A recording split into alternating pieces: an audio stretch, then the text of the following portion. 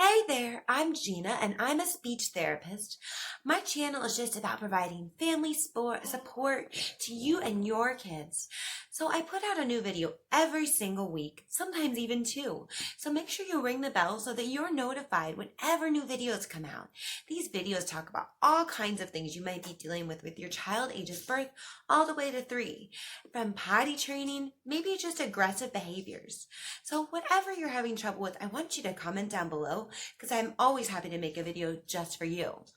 But today we're talking about hearing loss, the words deaf and hard of hearing, and if your child does have early hearing loss, what you can actually do for them.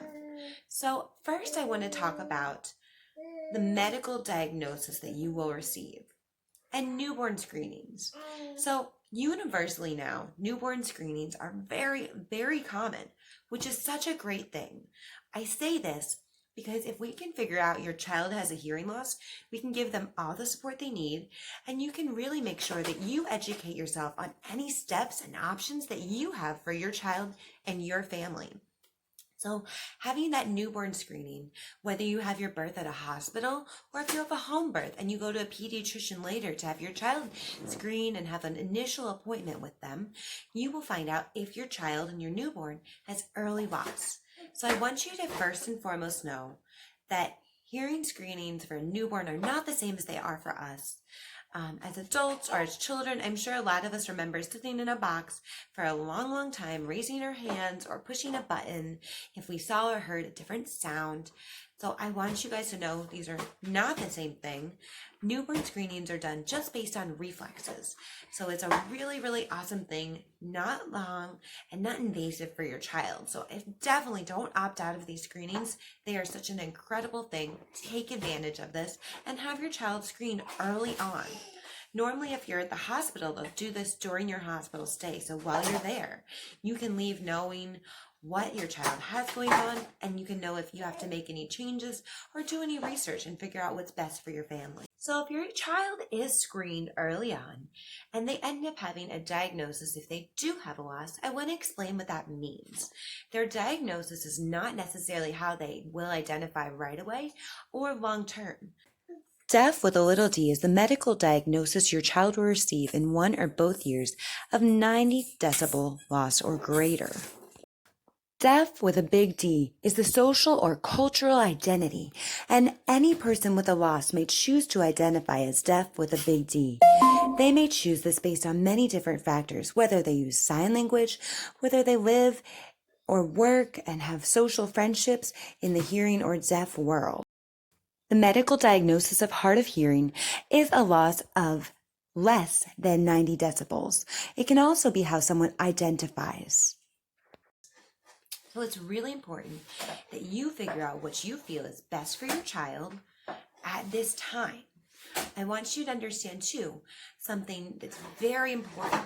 If you choose not to get a cochlear implant or hearing aids, and you do choose for your child to be a part of the deaf community, say you live in a deaf home with 2 or 1 deaf parents, and you want your child to be a part of that world, that is a wonderful, amazing choice. But they may decide later that they would like to get a cochlear implant or hearing aids and identify as someone that is hard of hearing, or vice versa. If you choose for them to be in the hearing world, get them hearing aids and a cochlear implant, they may decide later that they don't want that. They may take their hearing aids out or not use the cochlear implant and decide that they would prefer to use sign language and meet other people that have a loss similar to theirs and be a part of that culture and community. I always encourage families to do their research, be a part of helping your child make an educated decision, and make sure they understand everything that they can choose from. There are amazing deaf schools all across the country. There are also amazing, great sign language programs that if your child decides they want to sign, you should definitely be involved. I think it's really incredible and important for parents if they find out their child has a severe loss and decides to identify as deaf, then they really, really need to learn sign language and communicate in their child's preferred way. I understand this is not an easy thing to ask, but if it's your child's wishes, I hope that you can embrace it and learn. My brother identifies as hard of hearing. he has a very profound loss in one ear and severe loss in the other. When he takes out his hearing aids, though, he can barely hear anything. It can be really frustrating to communicate. We both know a little bit of sign language so that we can communicate just a little bit. Now, I'm not saying my brother has chosen to use sign. He does not prefer sign language. The reason we signed is because I actually really took an interest in sign language with the understanding that maybe someday my brother might need it. I've worked at Tennessee School for the Deaf at the elementary level, and I've learned so much about teaching these children early learning vocabulary. And I just want you to understand, whether you have a loss and your child decides to use hearing aids and learn to speak and say words and be part of the hearing world, or if your child and you decide that it's better for them to learn sign language, either way, your child needs to be learning language. They need to be growing, and you need to take an active role in teaching them and helping them. You always want to, as a parent, give your child every advantage possible. All of these children really need to be just given the tools and support they need to, just like a child with hearing and no loss. So I think it's important for you as a parent to understand whether you're doing sign language or teaching them through gestures and other verbal communication. Always teach language. Your child needs a language-rich environment. I will stress, if you are going to use cochlear implants or hearing aids, you need to make sure that your child has well-fit hearing aids or a well-fit cochlear implant for them, and that they're actually using these devices. This is so important because you are choosing to use words and gestures instead of sign language. You need to make sure that they're using these devices so that they can really take in language fully. So to provide a language-rich environment for your child, you're going to bombard them with vocabulary. Vocabulary, I really feel, are important for you to teach your children as a speech therapist, are going to be animals and animal sounds. I say this because children love to imitate sounds, whether doing sign language or if they're learning words and saying words. They still need to watch the mouth shape. A lot of people that learn sign language, they may follow lip reading, so learning the mouth shape for certain sounds is a very important skill. Not always something everyone chooses, but if they do want to choose to be someone that reads lips, you want to provide them with this skill set early on. So teaching them mouth shapes is very important.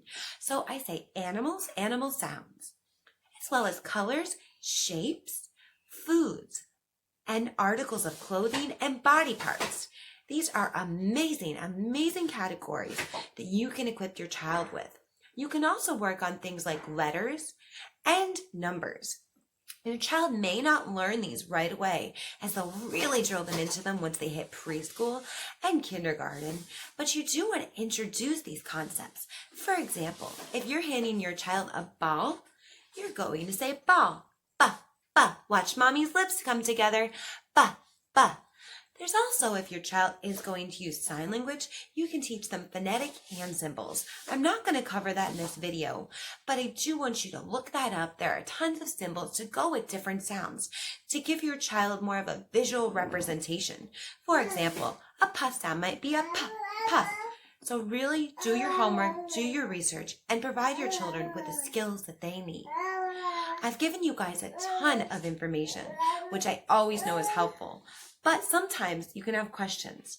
So if you do, comment down below. I hope this helped you guys to further support your children. And don't forget to ring the bell for new videos every single week. Bye!